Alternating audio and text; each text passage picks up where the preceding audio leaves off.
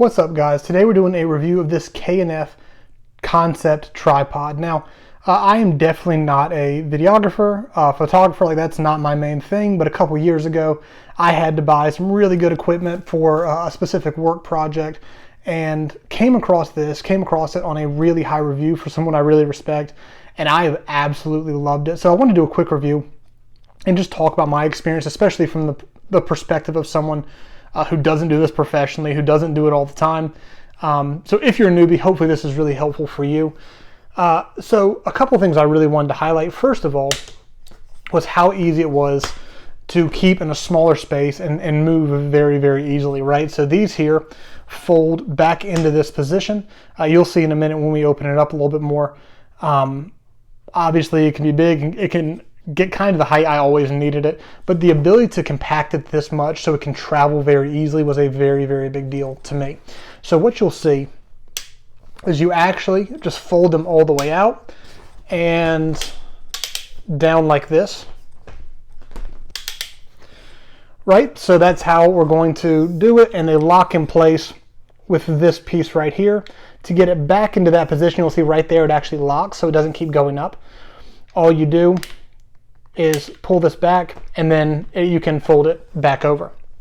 So the next piece is the length that you're getting can come from these three little tabs here on the bottom of all of them. All you do is unlock one and it opens up just like that.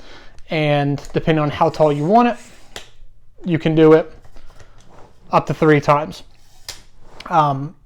Each one, I'm not exactly sure how long each one is. I'm sure the exact like total height you can get there on the Amazon listing. But from all 3 of them, you can see it goes out pretty far.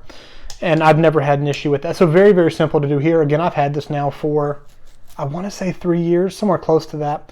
And this thing is still working really well. Never had an issue with the tabs, never had an issue with any of it wearing down or not working well. It's even gotten beaten up a few times and still performs really, really well. One thing I didn't hit was on the bottom here. You also have this that you can use to hang it on if needed. As you can tell, I'm not a videographer. So it comes out and then snaps back in, but you're able to hang it if you ever need to. Then when we come up here to the top, you've got a few different options of how you can do it. Obviously, so you have the rotations here that you can rotate. You also have, so you loosen it here and then you're able to rotate side to side.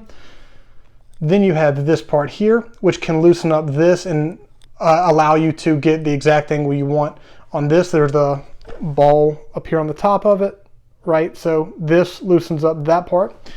And then finally you have the final piece here up on top, which is where you actually use to lock your camera in.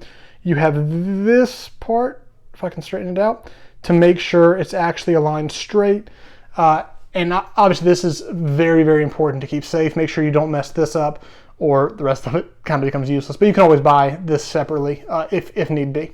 So that's kind of the tripod at a quick glance. It's been really good for me, really, really sturdy. I mean, that's probably one of the biggest things about it, that it's compact when I'm traveling and that it's super sturdy. I'm not worried about the really expensive camera breaking or falling off or anything like that. These also go super, super wide. You can see right here that you can pull them out to make sure these are wide enough so you have a really good firm foundation at the bottom. So I'm a big fan of this tripod. If you're looking for one, I do highly recommend this one.